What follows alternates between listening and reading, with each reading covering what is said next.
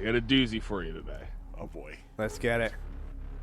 In the early 1940s, President Roosevelt became concerned about the potential of a catastrophic event happening that would require moving large masses of people away from population centers.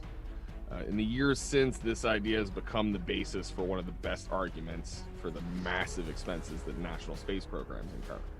One day in 100 years, 1,000 years, 1,000,000 years, humanity will see a world-ending catastrophic event.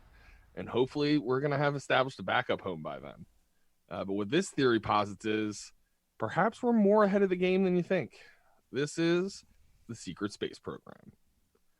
There's a growing belief among internet conspiracy theorists that humanity, and more specifically the US government, is already working on what you call breakaway civilizations on the moon, Mars, or both. There are a number of quote-unquote first-hand accounts that keep coming out of folks who were recruited, asked, or in some cases taken without their consent to work in already established bases on the moon and Mars.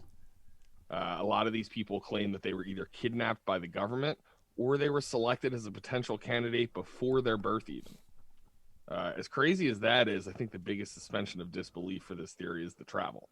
Space travel hasn't exactly grown by leaps and bounds in the years since the space race, at least not in the public eye.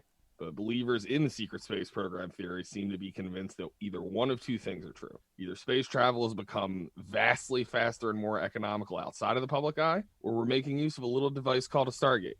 More on that in a future app because I cannot squeeze it in here.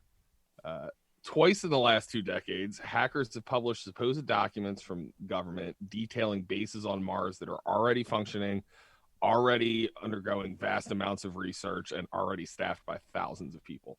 But the stories never really gained a ton of traction, even within the conspiracy circles.